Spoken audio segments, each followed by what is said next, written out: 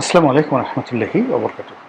সম্মানিত দর্শক, 2026 সালের আগস্ট মাসকে কেন্দ্র করে সরকারের সামনে যে ভয়াবহ বিপদ এবং বিপত্তি লক্ষ্য করা যাচ্ছে, এজন্য মহান আল্লাহ রাব্বুল আলামিনের কাছে আমাদের উচিত সরকারের জন্য দোয়া করা। একই সঙ্গে জনাব তারেক রহমান, যিনি এখন সরকার প্রধান আছেন, তার নিরাপত্তা, তার হেফাজত এবং তার কর্মে বরকতের জন্য অন্তঃস্থল থেকে বিএনপির যত নেতাকর্মী রয়েছেন তাদের উচিত দোয়া করা। এমনকি আওয়ামী লীগের যারা লোকজন রয়েছে তাদের উচিত তারেক রহমান সাহেবের জন্য দোয়া করা। এই জন্য উচিত যে রাষ্ট্রের যে স্টিয়ারিংটি, এটি এখন তারেক রহমান সাহেবের হাতে আছে। কোনো কারণে তার অসুস্থতা, কোনো কারণে তার কোনো ক্ষতি, কোনো কারণে তার কোনো মন্দ সিদ্ধান্ত অথবা বেঠিক সিদ্ধান্ত, এটি যদি এই রাষ্ট্রের ঘাড়ের উপর চেপে বসে, আমরা পুরো 18 কোটি মানুষ বিপদে পড়ব। ইতিহাসের একটা বিখ্যাত কথা রয়েছে, তোমাকে বধিবে যে গোকুলে বাড়িতে সে। মানুষের নিয়তিটা এমনভাবে কাজ করে যে আপনার জীবনের যে ঘটনাগুলো ঘটবে, ঘুরে ফিরে আপনার জন্ম, মৃত্যু, বিয়ে, কর্মজীবন থেকে শুরু করে পুরো জীবনের একটা মানচিত্র এমনভাবে আপনার বিধাতা, আপনার মালিক, আপনার রব, আপনার আল্লাহ তৈরি করে দিয়েছেন, যেটা শৈশবে আমরা কুষ্ঠি বলি, যে কুষ্ঠি রচনা করা হতো আর কি। তো ইসলামের দৃষ্টিতে এই ধরনের কুষ্ঠি বিচার বৈধ নয়, বা অনেকে এটা বিশ্বাস করে না। কিন্তু আপনি যদি একটু খেয়াল করে দেখেন যে একই ঘটনা কেন বারবার ঘটে, কেন কিছু মানুষ শুধু দরিদ্র হওয়ার জন্যই জন্ম নেয়, কেন কিছু মানুষ শুধু ডাকাত হওয়ার জন্য জন্ম নেয়, কেন একটা পরিবার মা, ছেলে, তারপরে বাবা, তারা চুরি করবে, ডাকাতি করবে, ছিনতাই করবে। ছেলে ছিনতাই করে, বাপ ছাড়িয়ে নিয়ে আসে, বাপ মারা যায়, তার জায়গায় ছেলে ছিনতাই করে হয়ে যায়। এবং বিভিন্ন এলাকাতে ঢাকার যে সকল ক্রিমিনাল জোন রয়েছে, বিশেষ করে মোহাম্মদপুর, সায়দাবাদ, তেজগাঁ, তারপর হাতিরঝিল, এ সকল এলাকাতে দেখবেন যে গত 50-60 বছর ধরে একেবারে প্রান্তিক পর্যায়ে যারা অপরাধ সংগঠন করছে, মাদক, তারপর চোরাচালানি, এরপর সন্ত্রাস, রাহাজানি, ডাকাতি, চুরি, যে কাজগুলো করছে, এটা একটা পারিবারিক সিন্ডিকেট। কেন এই সমস্ত পরিবারের লোকজন, মা, মেয়ে, দাদা, দাদি সবাই মিলে একই সাথে অপরাধ কর্ম সংগঠিত করছে যুগের পর যুগ ধরে, বছরের পর বছর ধরে? কেন একটা গ্রামের নাম হয়ে যায় চোরদের গ্রাম কিংবা ডাকাতদের গ্রাম, কিংবা একটা পরিবারের নাম হয়ে যায় ডাকাত পরিবার বা চোর পরিবার? কেন একটি পরিবারের সবাই নির্বংশ হয়ে যায়, সবাই সেই পরিবারের অবঘাতে মারা যায়? সবাই ভালো মানুষ, কিন্তু হয়তো গুটি বসন্ত, হয়তো কলেরা, হয়তো যাকে বলা হয় কোনো সড়ক দুর্ঘটনা, বা এনিথিং আনইউজুয়াল এবং যেগুলো ন্যাচারাল নয়, এই ঘটনা কিছু দেখবেন কিছু পরিবারের ক্ষেত্রে হচ্ছে এবং তারা নির্বংশ হয়ে যাচ্ছে। ওখানে আপনি মেয়ে বিয়ে দেন, ছেলে বিয়ে করান, ওই পরিবারের সাথে সম্পর্ক করেন, আপনি ওই পরিবারের বংশ রক্ষা করতে পারবেন না, একটা না একটা সমস্যা হবে। কিছু মানব দেহ আছে যারা যে পরবর্তী প্রজন্ম তৈরি করে, ডিফেক্টিভ প্রজন্ম তৈরি করে।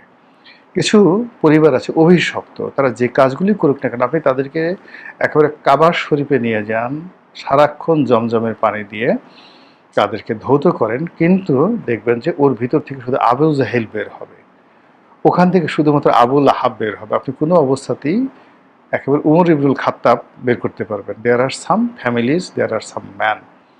তো এইভাবে অনেক সময় অনেক কিছু ডেস্টিনি তৈরি হয়ে যায়। সেই দিক থেকে আমাদের এই যে চলমান আগস্ট মাস, এই চলমান আগস্ট মাস নিয়ে আমি আজকে যে শিরোনামটি দিয়েছি, সেই শিরোনামটি হলো যে ইন্না লিল্লাহ, ইন্না লিল্লাহ।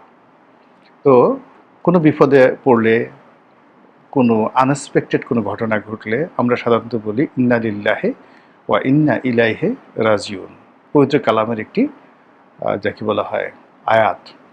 তো আমি এই সময়টাতে এটা কেন ইন্না লিল্লাহ বললাম? ইন্না লিল্লাহ বললাম যে এই আগস্ট মাস আসলো, আসার সঙ্গে সঙ্গে সারা দেশের বিভিন্ন জায়গাতে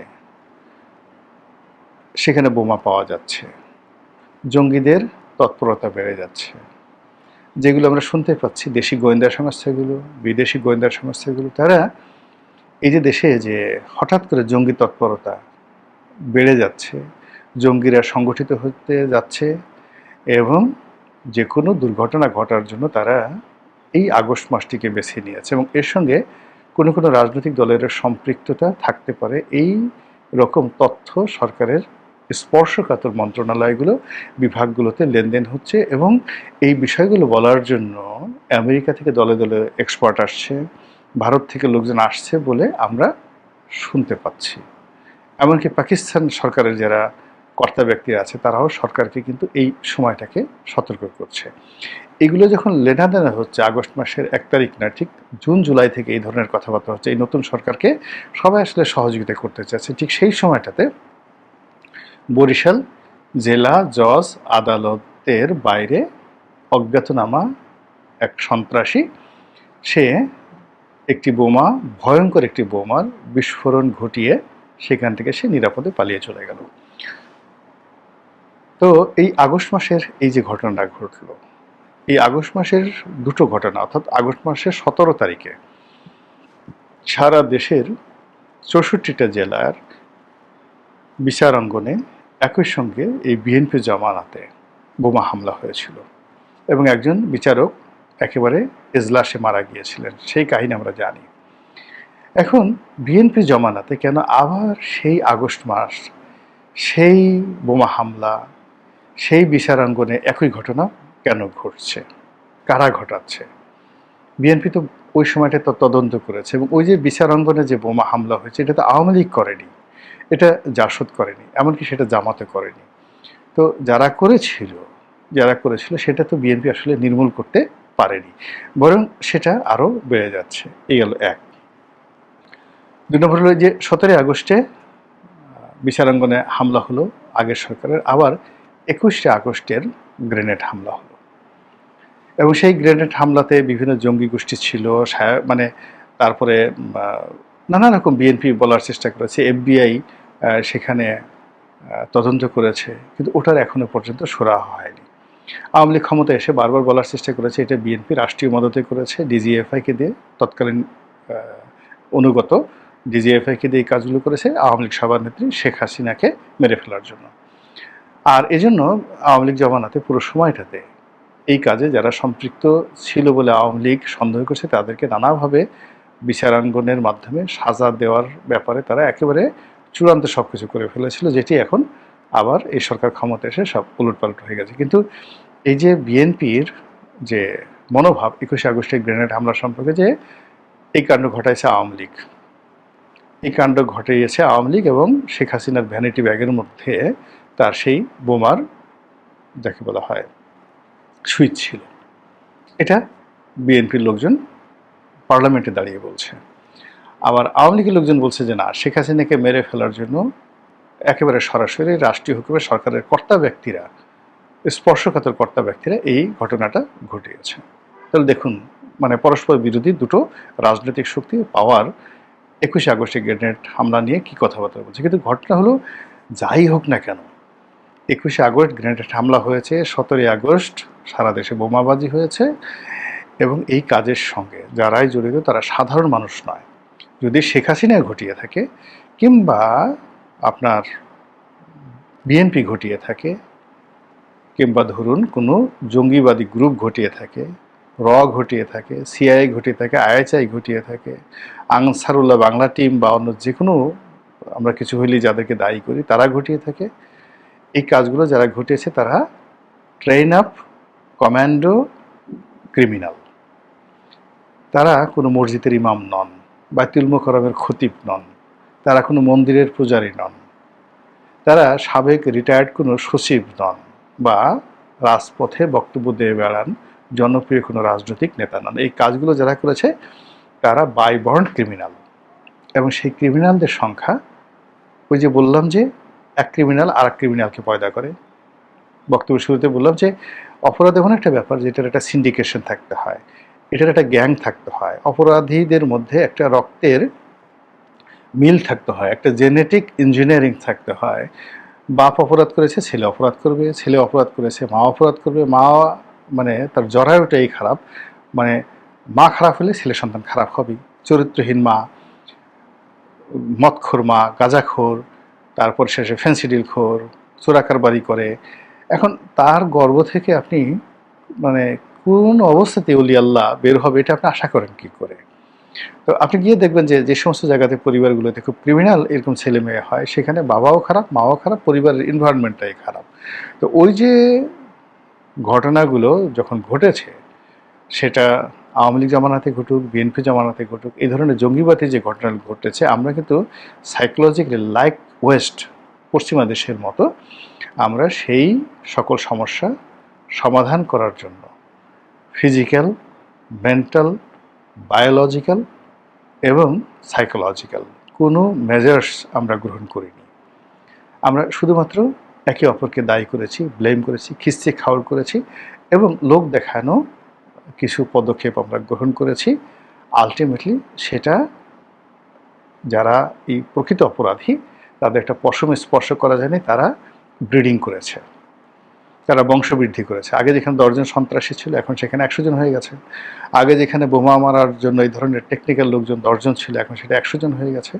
এবং সেই অবস্থাতে সরকার এই নাজুক অবস্থায় দেশের অর্থনীতি, রাজনীতি, কূটনীতি, আন্তর্জাতিকতা সব যখন খুব নাজুক অবস্থায়, তখন ওই যে জঙ্গিরা তারা আবার এই আগস্ট মাসে তাদের মরণ কান্না শুরু হয়েছে, মরণ কামড় শুরু হয়েছে। আর এজন্য এই বক্তব্য দিয়েছি, ইন্না লিল্লাহ, এবং আল্লাহ এই সরকারকে রক্ষা করুন, তারেক রহমান সাহেবকে হেফাজত করুন। মানে ওই যে প্রথমে বললাম তোমারে বধিবে যে গোকুলে বাড়িছে, সে বিখ্যাত ঐতিহাসিক কাহিনী। অর্থাৎ যখন কৃষ্ণ জন্ম নেয়নি, কৃষ্ণর মামা ছিলেন কংস, রাজা কংস।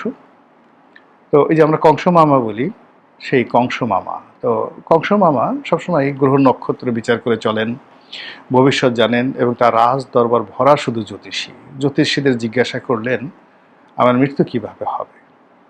তো বলে তোমার বংশের মধ্যে একেবারে তোমার কাছাকাছি যারা লোকজন রয়েছে তারা তোমাকে মারবে। ভালো, এখন খুঁজে খুঁজে বলো যে কে আসলে মারবে। তো সাধারণত জ্যোতিষীরা এতটা পর্যায়ে যান না, কিন্তু প্রেশার ক্রিয়েট করা হলো। তখন জ্যোতিষীরা বলল যে তোমার যে বোন দেবকী আর তোমার যে ভগ্নিপতি বাসুদেব, তাদের ঘরে একটা সন্তান জন্ম নেবে এবং সেই সন্তান তোমাকে হত্যা করবে। রাজা সঙ্গে সঙ্গে এটা বিশ্বাস করলেন এবং তার বোনকে কারাগারে রাখলেন, ভগ্নিপতিকে কারাগারে রাখা হলো। কিন্তু এই যে দুজন দম্পতি, মানে দম্পতি যাদের ভিতর রাজ রক্ত রয়েছে, তো তাদের এই অসহায় করুণ অবস্থা দেখে কারারক্ষীরা একটা সময় বিগলিত হতো। তারা তো এত কিছু জানতো না। তারা দেখতো যে এই রাজকুমারী আর রাজকুমারীর স্বামী সেই কারাগারে বন্দি অবস্থায় আছে পাশাপাশি। একটা সময় তাদের মধ্যে মিলনের ব্যবস্থা করে দেয় কারারক্ষীরা এবং সে প্রেগন্যান্ট হয়ে যায়।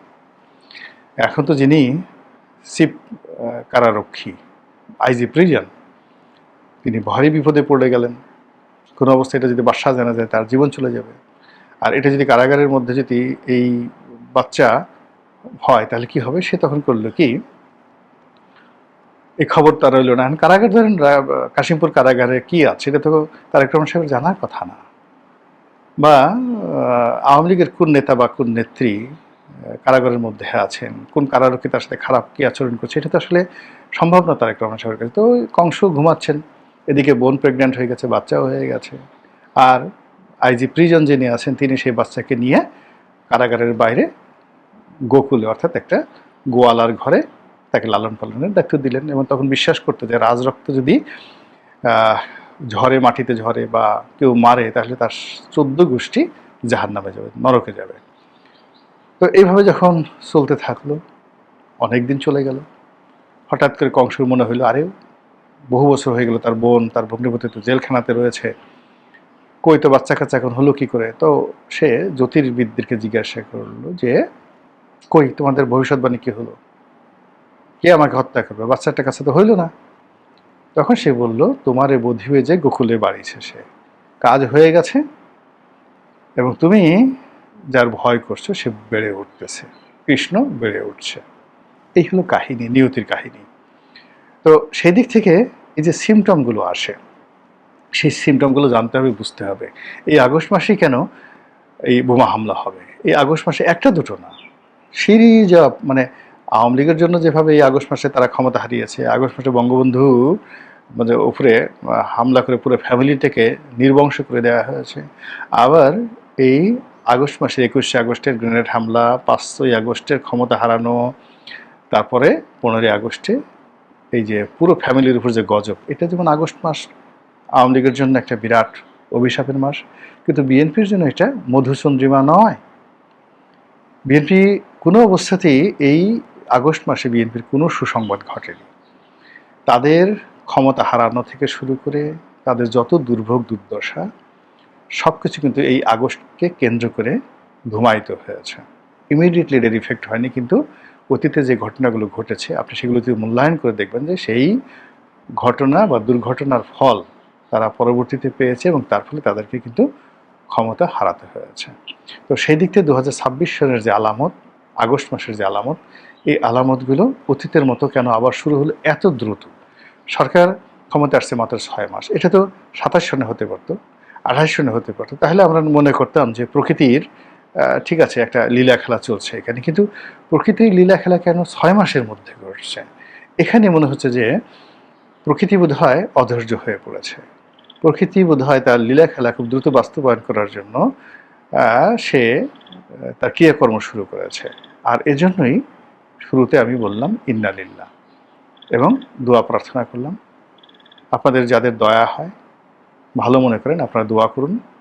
দোয়া করা সবার জন্য কল্যাণকর। নেতিবাচক চিন্তা করা, কাউকে বদদোয়া দেওয়া, অভিশাপ দেওয়া, এটা আপনার নিজের মধ্যেই বিষ সৃষ্টি করবে এবং আলটিমেটলি যারা বদদোয়া দেয় বেশিরভাগ ক্ষেত্রে তারা নিজেরাই বিপদে পড়ে। কিন্তু আপনি যদি সুহাসিস করেন, মানুষের কল্যাণ কামনা করেন, আপনার শত্রু যে হোক তারও কল্যাণ কামনা করেন, একটা সময় আল্লাহর রহমত এবং বরকত আপনাকে আশ্রয় দেবে, ছায়া দেবে এবং আপনার পথে সব বাধা দূর করে দেবে। মহান আল্লাহ আমাদের সবাইকে হিদায়াত দান করুন এবং হেফাজত করুন। আসসালামু আলাইকুম ওয়া রাহমাতুল্লাহি ওয়া বারাকাতুহু।